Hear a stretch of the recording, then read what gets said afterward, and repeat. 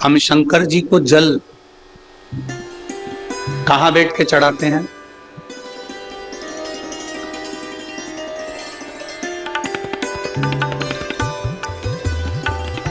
बोलो बोलो, जल के बोलो जरा। वैसे तो जो शिवलिंग होता है उस शिवलिंग के आसपास कहीं पर भी बैठ जाओ, जहां से जल बहता है बस उस स्थान को छोड़ दो। पर विशेष जल चढ़ाने का स्थान कहां से बताया गया? उत्तर की ओर मुख कर। हमें दक्षिण में बैठना है, उत्तर में मुख करना। उत्तर की ओर भगवान शंकर की जलाधारी, जलाधारी से मतलब है जो शिव जी का चढ़ा हुआ पानी जो बहता है वो उत्तर की ओर जाता है। तो हम कहां बैठते हैं? बोलो बोलो जम के, दक्षिण। मान लो शिव जी का पानी इधर जा रहा है तो तुम्हें इधर बैठना। शिव जी का पानी इधर जा रहा है तो तुम्हें इधर बैठना। वैसे तो शंकर के शिवलिंग के आसपास कहीं पर भी बैठकर पूजन कर सकते हो, पर विशेष कोई कामना होती है, विशेष कोई मनोकामना है और आपका दुख जब कटता नहीं है, आप हार जाते हो, तब उस समय पर दक्षिण में बैठकर जहां उत्तर की ओर मुख कर कर भगवान देवाधिदेव महादेव को जल समर्पित किया जाए। उत्तर दिशा में ऐसा क्या है कि शंकर जी का जल उत्तर की ओर जाता है? ये उत्तर और दक्षिण, ये दो दिशा तो हमारे यहाँ बड़ी विचित्र मानी जाती है। हमारे यहाँ सबसे अच्छी दिशा, कोई मकान भी लेता है तो कहता है पूरा पश्चिम का मकान होना चाहिए। कोई मकान ले, पूर्व का मकान हो, पश्चिम का मकान हो। कोई दुकान ले तो कहते हैं पूरा पश्चिम का मकान दुकान। पर मेरा वो घरदानी तो उत्तर दक्षिण का आनंद लेता। उत्तर दक्षिण, ऐसा दक्षिण दिशा में ऐसा क्या है कि शंकर जी का चढ़ा हुआ जल दक्षिण में ही जाता है? यहां तक शिव महापुराण की कथा कहती है, मान लो आपके घर में छोटा सा शिवलिंग है, आपके घर में छोटा सा शिवलिंग है, उस शिवलिंग को आपने थाली में रख लिया। थाली में रखने के बाद में गूंज रहा है आवाज। थाली में रखने के बाद उस थाली में शिवलिंग को रख लिया, आपने उसको स्नान कराया। थाली में भी अगर शिवलिंग रख रहे हो तो उस शिवलिंग का जो दिशा है वो उत्तर की होना चाहिए। भले आप मंदिर में पूरा पश्चिम में बैठे हो, आपके घर का मंदिर तो पूरा पश्चिम में ही होगा। आपके घर का मंदिर कहाँ होगा? पूरा पश्चिम में। पर शिवलिंग की दिशा कहाँ रखना है? उसकी जलाधारी की दिशा कहाँ रखना है? जम के बोलो जरा। उत्तर। आप मंदिर में पूरा पश्चिम में बैठो, आपके घर के मंदिर में आप पूरा पश्चिम में बैठ के पूजन करो, क्योंकि आपका मंदिर पूरा पश्चिम ही होगा। ऐसा कोई घर नहीं जिसके घर के अंदर मंदिर पूरा पश्चिम में नहीं है। आप पूरा पश्चिम में बैठो, पर शिवलिंग को थाली में भी रखो तो उसकी जलाधारी उत्तर की होना चाहिए।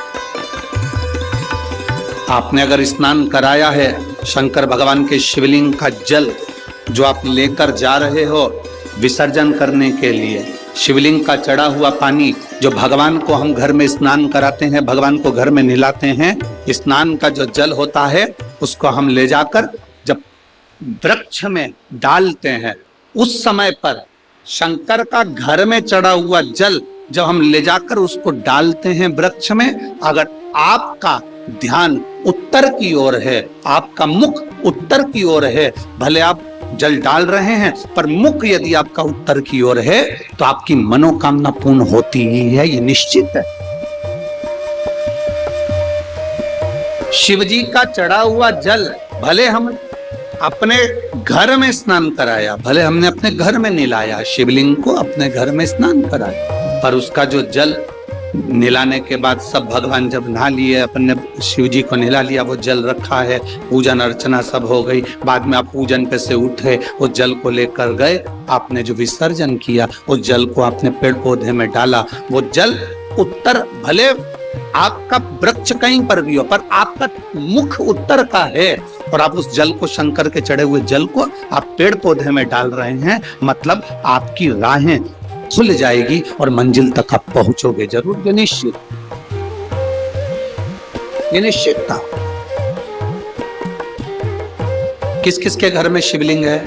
हाथ उठाओ जरा। सबके यहाँ है? रखिए। समझने वाली बात है, ये आज की कथा में, जलगांव की कथा में ये प्रसंग निकला है, तो आपके जीवन की सार्थकता रखने वाली।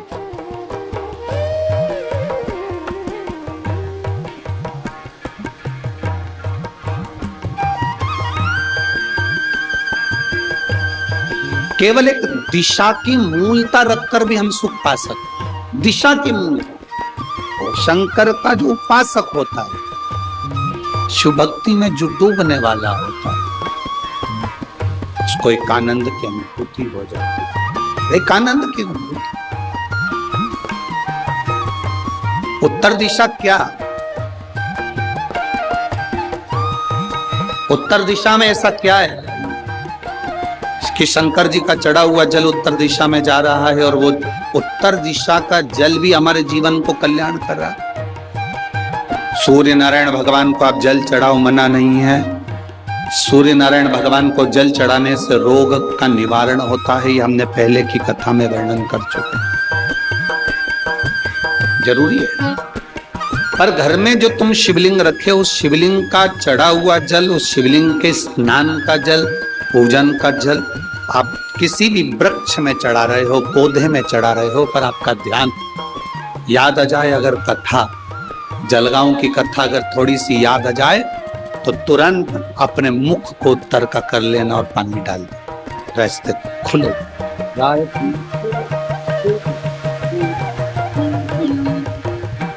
किसी ने प्रश्न किया, गुरुजी ये बताओ कि शंकर जी पे चढ़ाने से, जल चढ़ाने से हमारे काम सफल कैसे होने लगे?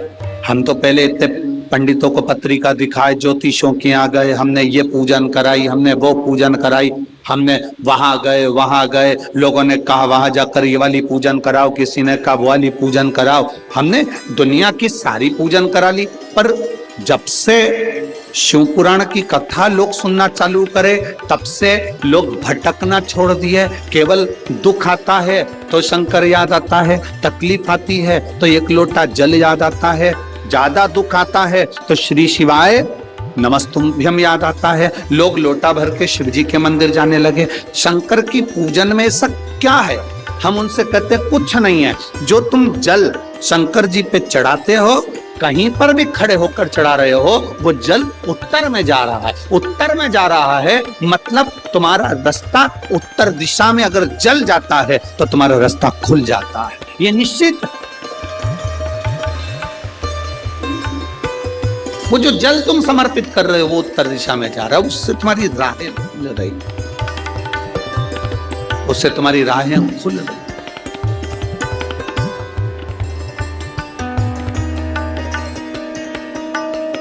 आखिर उत्तर दिशा में ऐसा क्या है? क्यों शंकर भगवान का चढ़ा हुआ जल उत्तर दिशा की ओर जाता है, और उत्तर दिशा की ओर जो जल जाता है वो हमारे जीवन की सार्थकता सिद्ध कर देता है। आप में से कितने लोग हैं शिवजी पे चढ़े हुए जल को पीते भी हैं, शिवजी को चढ़े हुए जल को घर लेकर आकर छींटते भी हैं? साहब रखो, बहुत बहुत धन्यवाद, आप बहुत बहुत साधुवाद है।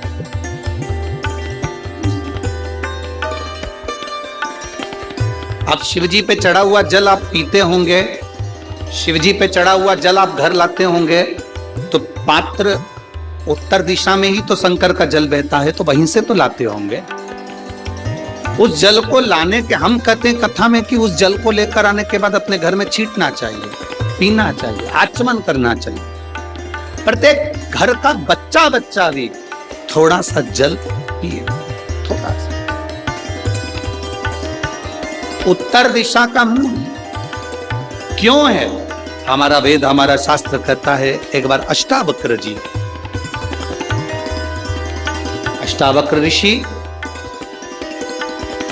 अष्टावक्र मुनि बड़े आनंद के साथ संपूर्ण ब्रह्मांड का सुख ले रहे थे, देख रहे थे। भगवत भजन का सुख, आनंद भक्ति का सुख, शिवपासना का सुख, राम नाम कृष्ण नाम का सुख, भगवान की विरल भक्ति का सुख, नारायण की भक्ति का सुख, ब्रह्मा की भक्ति का सुख लेता है। अब कथा में हम कह रहे हैं कि अष्टावक्र जी संसार का सुख, संसार के सुख से मतलब है कि भगवान की अविरल भक्ति का सुख इस मृत्यु लोक में आने के बाद ले रहे।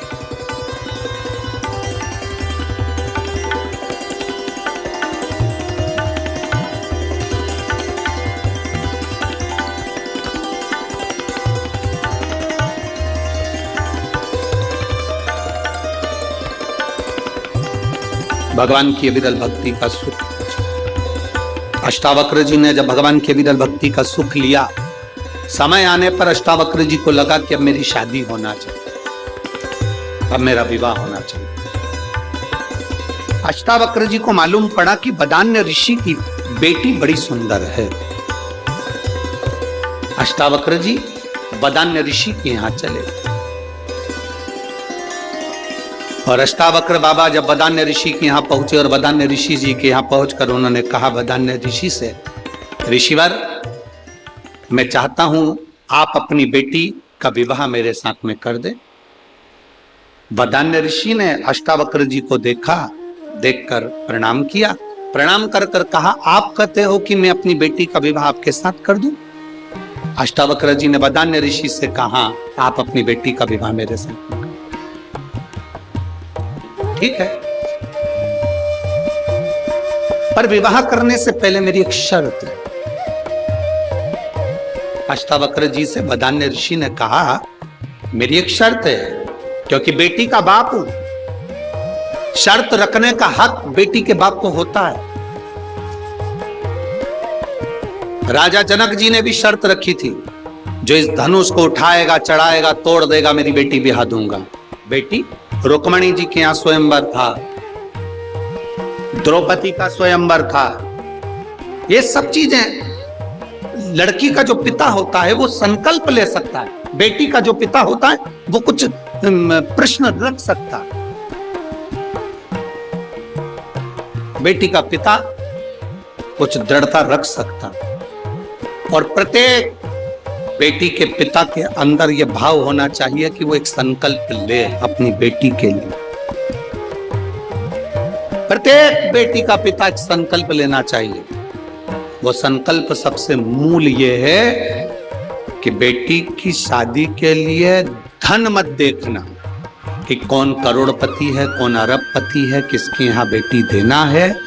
बेटी की शादी के लिए ये देखना कि जिस लड़के के साथ बेटी की शादी कर रहे हो वो लड़का तुम्हारी लड़की का सम्मान करेगा कि नहीं करेगा।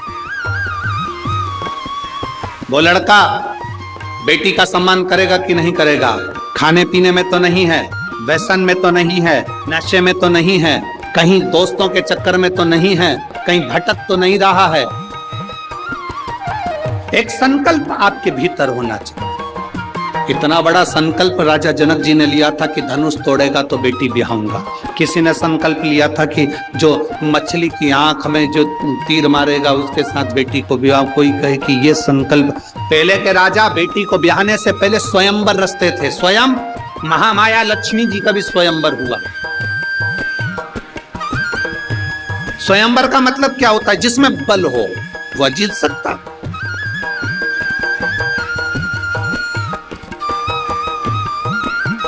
अब संकल्प लिया और वो संकल्प कोई हल्का पुल्का व्यक्ति तो उस संकल्प को पूर्ण नहीं कर सकता। करेगा तो वही जिसमें बल होगा।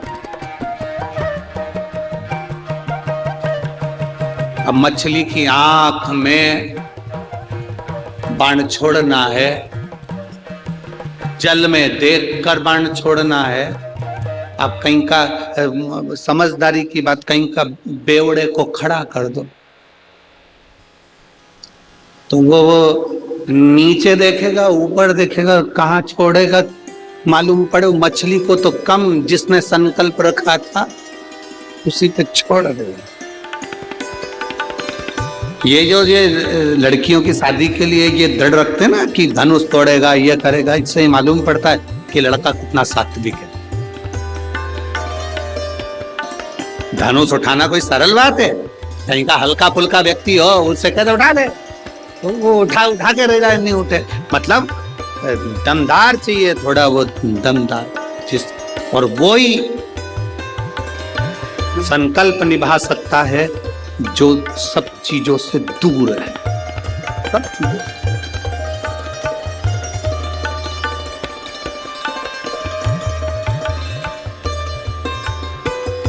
अब हम कौन सा संकल्प लेते हैं आज के जमाने में? कौन सा संकल्प लेते हैं? हम संकल्प लेते हैं कि साहब देखो तुम्हारी कमाई कितनी है। उसने कह दिया मेरा इतना पैकेज है, 8 लाख का, 5 लाख का, 10 लाख का मेरा पैकेज है। फिर पैकेज तो है, पर 8 लाख के पैकेज में पैक कितने बना लेते हो वो? अब तुम तो मालूम पड़े कह रहे पैकेज 8 लाख का है, और गए और मदिरा की दुकान पर बैठकर तुमने दोस्तों के साथ बैठकर मालूम पड़े उस को बना बना कर पीकर पूरी जिंदगी नाश कर ली, तो 8 लाख किस काम? पैकेज मूल नहीं है, मूल है तुम्हारी लड़की का सम्मान हो रहा है कि नहीं हो रहा, आदर होगा कि नहीं होगा, सत्कार होगा कि नहीं होगा। आज के जमाने में एक नई होड़ लगी है, लड़की के लिए लड़का देखा जाता है तो सर्विस वाला देखा जाता है, व्यापार करने वाला किसी को नहीं चाहिए, सर्विस वाला चाहिए। कारण सर्विस वाला इसलिए चाहिए क्योंकि मेरी लड़की ना तो खाना बना सकती है, ना कपड़े धो सकती है, ना किसी की गुलामी कर सकती है। मेरी लड़की अगर वो भी सर्विस करे, लड़का भी सर्विस करे, दोनों कमा कर लेकर आए और दोनों खाएं। हमें ससुराल वालों से कोई मतलब नहीं, इसलिए बस सर्विस क्लास चाहिए। आप इतने सारे लोग बैठे हैं, पुरानी पुरानी बुजुर्ग माताएं बैठी हैं, आपकी भी शादी हुई होगी। आपके परिवार वालों ने जो लड़का ढूंढा होगा, पहले जो लड़का ढूंढते थे बड़ा परिवार ढूंढते थे, 4-5 देवर जेठ हो, काका ससुर हो, बुआ सास हो, नंदे हो, परिवार बड़ा इसलिए देखते थे लड़की की जिंदगी में थोड़ा सा दुख आएगा तो किसी से कहकर मन हल्का कर लेगी, इसलिए बड़ा परिवार देखा जाता है। आज के जमाने में छोटा परिवार इसलिए देखते हैं कि हमारी लड़की कुछ ना करे, कुछ नहीं करे, और लड़की की जिंदगी में जब दुख आता है तब लड़की रो रो के आखिरी में या तो तलाक ले लेती है या फिर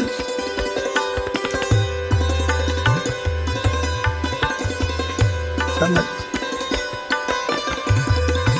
रस्सी 2 काम आती है, रस्सी अर्थ भी करती है और रस्सी अनर्थ भी करती है। रस्सी अर्थ कब करती है? जब सावन के महीने में झूले में आप झूल रहे हो, मतलब रस्सी का अर्थ है, और वही रस्सी जब तो अनर्थ है। रस्सी अर्थ भी है और रस्सी अनर्थ भी है। प्यास लग रही है, कुएं से पानी भरना है तो रस्सी अर्थ है, रस्सी अर्थ, और गले में बांधकर ऊपर लटक रहे हो कुएं में तो वो रस्सी अनर्थ।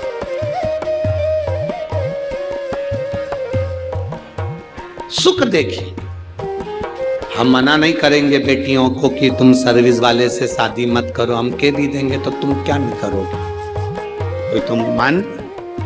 पर नौकरी करने वाला लड़का अपने माँ बाप को छोड़कर नहीं जाता।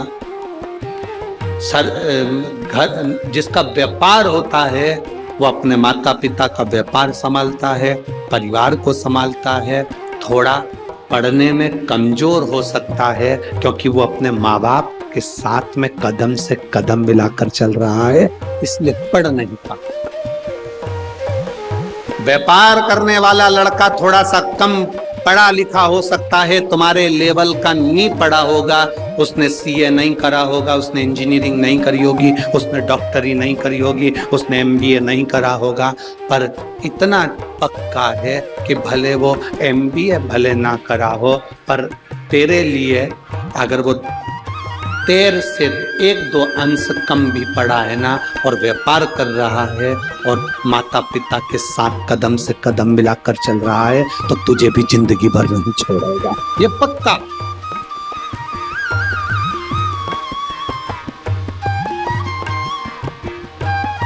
आज प्रथम चॉइस है, हर माता पिता की पहली चॉइस सर्विस वाला लड़का चाहिए, ज्यादा बड़ा परिवार नहीं चाहिए, ससुर हो चलेगा, सास नहीं चाहिए। हम दो, हमारे दो, अपने फ्लैट में बाकी के रिश्तेदार कोई भी आए उन्हें बाहर फेंक दो,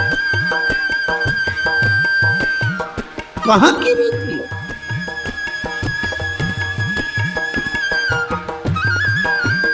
जिस माँ ने जन्म दिया वो माँ भी अपने बेटे से मिलने के लिए तरस जाए तो वो किसी काम की जिंदगी नहीं, किसी काम की।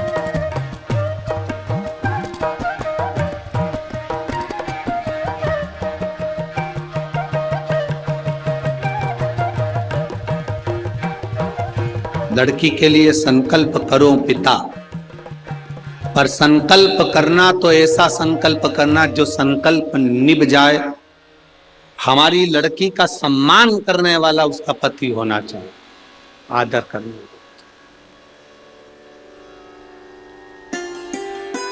गलत विचारों वाला नहीं चाहिए, गलत सोच वाला नहीं चाहिए, गलत विचारों वाला, गलत सोच वाला नहीं, श्रेष्ठ विचार, श्रेष्ठ सोच, ऐसा लोग। शिव कथा कर रही है, भगवान शंकर का संवाद कर रहा है।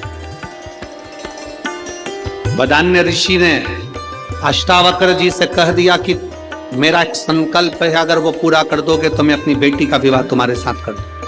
कौन सा संकल्प? उत्तर दिशा में जाइए, उस उत्तर दिशा में एक बुजुर्ग, एक महिला मिलेगी, एक स्त्री मिलेगी, उसका दर्शन कर कर। बुजुर्ग स्त्री का, बूढ़ी का, हाँ, जाओ उत्तर दिशा में।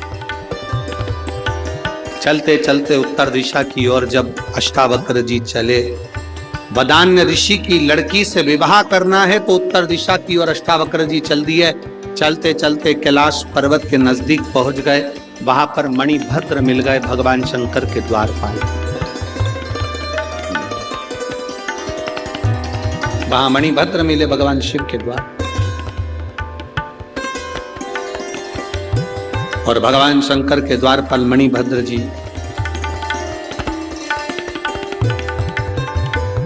उन्होंने अष्टावक्र जी को शिव भक्ति का ज्ञान दिया।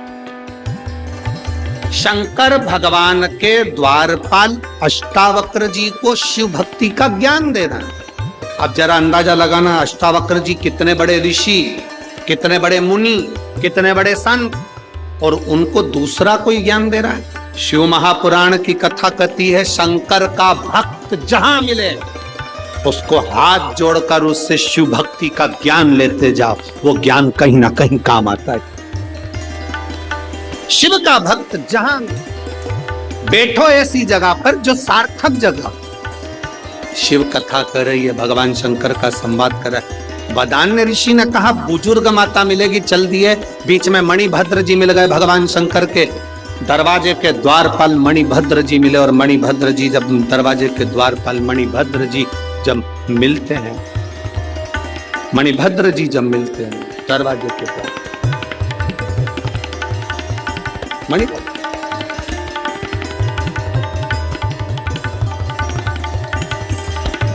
मणिभद्र जी ने ज्ञान देना प्रारंभ कर। सुनो अष्टावक्र जी, शंकर भगवान का दर्शन कराता हूं मैं आपको, आइए।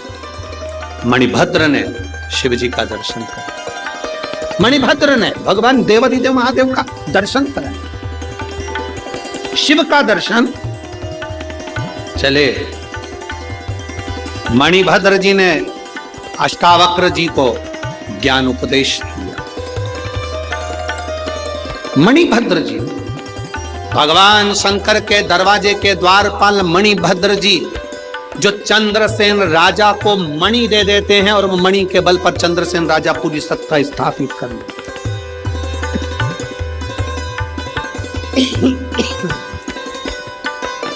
वो मणि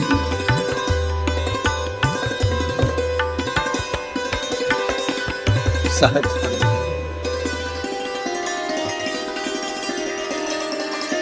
अब बाबा की कृपा देखिए, अष्टावक्र ने शिव जी का दर्शन किया।